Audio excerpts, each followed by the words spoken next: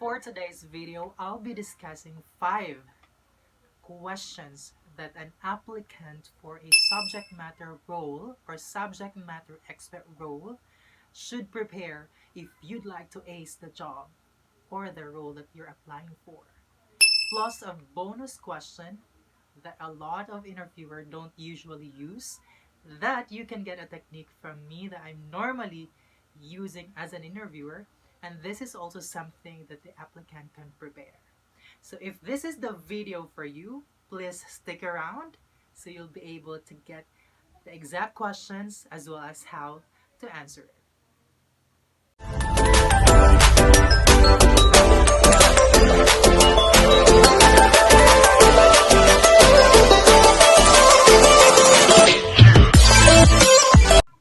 Hi mga kapuyaters! Welcome back to my channel. My name is Von, ang kaagapay nyo sa Puyatan. And again, for today's video, I'll be discussing some tips plus the 5 top questions that an applicant for the subject matter expert role or SME should prepare if you'd like to ace the role. Plus a bonus question for an interviewer and the applicant that usually not being used in any interview, but this is something that I've been using and it's really been effective for you to be able to really get the person who's fit for the job. Alrighty, now before I proceed to those questions, if you are new to this channel and this is the perfect channel for you, please hit the subscribe button, tap the bell notification so you won't miss any episode or vlog in the coming future, such as like this. Now, if you like this video, please give a thumbs up. Alright, without further ado, let's proceed. But before I start with the very first question, typically when we are selecting a subject matter expert, we go to a person or an agent who's actually expert with the product and process. But it shouldn't work that way all the time. As what I've mentioned, there's got to be more than just being a product and process expert. Now, these questions would lead an interviewer on how to pick the right applicant for the role. And these are the questions as well that a subject matter expert aspirant can prepare to make sure that you'll get the job. Alright, without further ado, let's start on our first question. Okay, these questions are on top of the basic questions that's being asked on the first phase of the interview, such as tell me something about yourself or tell me something that's not written in your resume if there is. These are the questions that really dig deeper to an applicant to see if you are really fit for the role and for an interviewer to be able to identify the applicant's potential. First question. Explain to me something that is complicated but you know very well. Now, I'll just explain this question should actually test or let the interviewer know your intelligence and passion towards work. This also measures your social skills and your ability to actually make your audience understand to certain and complicated things. And this is very important for a subject matter expert role because it's not necessarily that because you understand a certain topic, automatically when you'll tell the answer to the agents, they would be able to comprehend it right away. Now, it is your role to explain it in details and ensure that you're able to actually impart the right knowledge to these people that you're supporting. Right? So I won't give a specific answer to this question because it should go back to your experience. What you need to do is just remember a certain steps in the knowledge base that is complicated or it's not easy to understand, especially for newbies. Then you discuss that and give the details as to why it's complicated, then provide a certain answer as to how you explain it to any agents that you've helped prior. Again, this is a leaning backward question. So if you'd like to know a specific format on how to answer these type of questions, you can check the link in the description because there's a format that I've already done from my previous video. Okay? So that's the very first question. Second question. Tell me about a time that you screwed up. So this type of questions for the interviewer, this is the perfect opportunity for you to actually check if the applicant is comfortable and aware of their flaw and opportunity, and they are willing to discuss it. You can also spot some applicants or perfectionist applicants and so overstressed with a certain mistake. This is where we check how's the ownership and the ability to actually discuss the mistakes, plus a bonus if the applicant can actually tell what he've learned and what are the things that he've done to improve or make sure that the mistake will not happen again. So same thing, I will not give a specific answer because this is basing on your previous experience. All you need to do is just go to any situation wherein you committed a mistakes and be honest. But what's important with your answer is you need to make sure that you're comfortable telling them what you did wrong, what you did to fix it, and what have you learned from that mistake. It is important to be able to exude that confidence that you are aware that you have opportunities, but you are open to learnings and improvement or self-improvement. Meaning, in the future, if ever you commit mistake, you won't waste your time dealing of thinking or overthinking about it, but find solution and move forward and learn from it. Cool? Perfect. Third question. Rate your ability to do the job in a scale of 1 to 10. This is a common question. Now, for the interviewer, this is the perfect opportunity to actually gauge their level of confidence and their perception with their ability or skills if it's matching with the reality.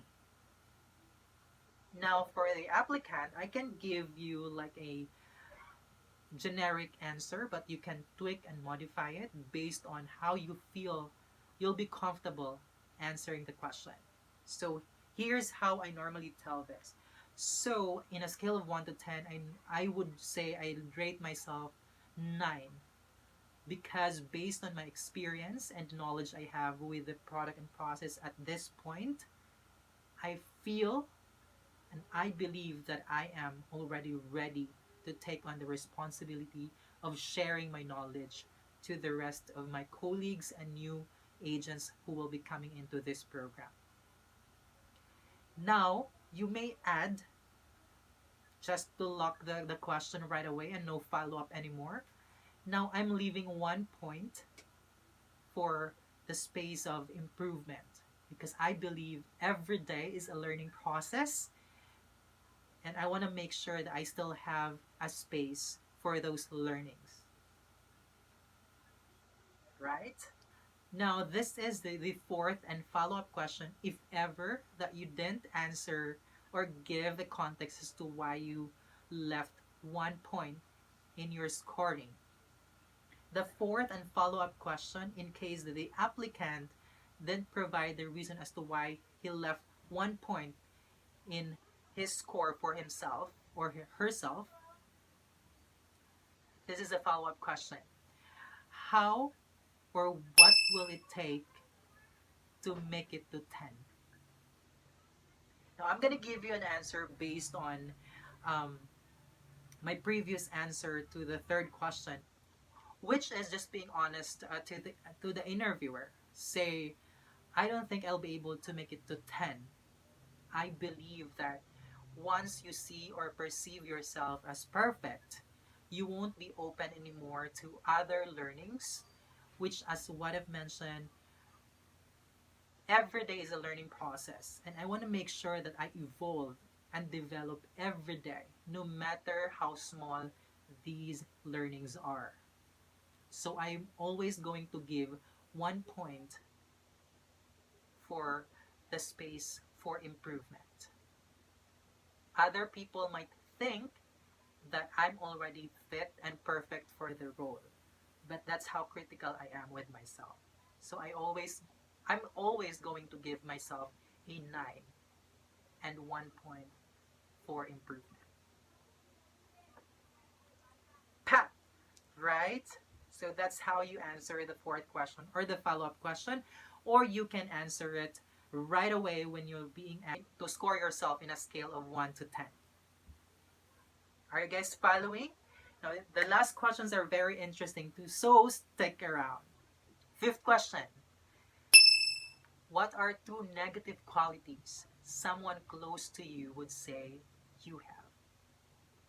Now, for the interviewer, this is the perfect time to actually gauge the applicant's awareness about their flaw and opportunity.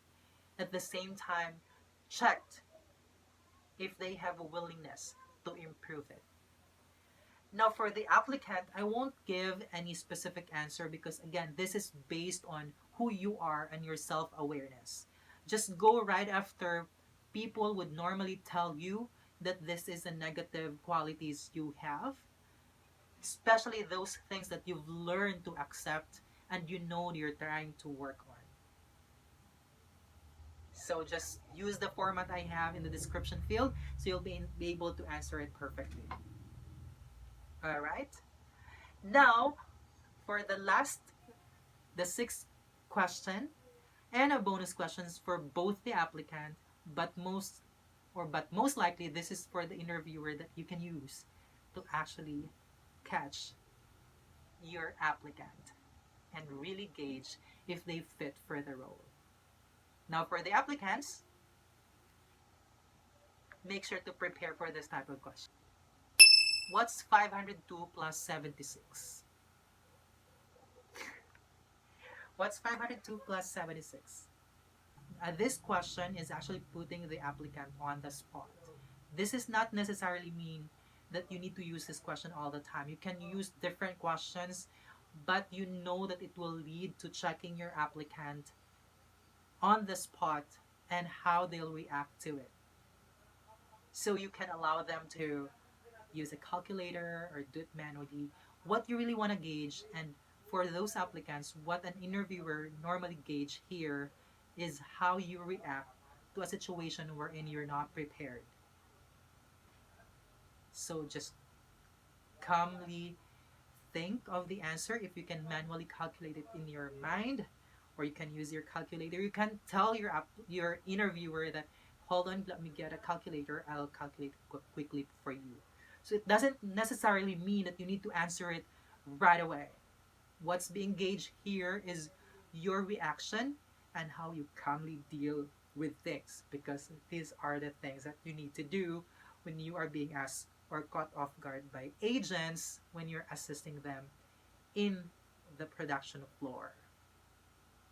All right, so those are the 6 questions that an applicant or aspirant for a subject matter expert can prepare, so you'll know when you reach to the interview level, you know that you'll get the job. And for the interviewers, these are some tips or questions that you can use to really gauge your aspirant for the role and get the perfect person to do the job. Alrighty, I hope you learn a little for today. Now, if you want to learn more, please subscribe and watch out for the next video. Thank you so much mga kapuyaters for tuning in. Have a good one and see you guys again next time.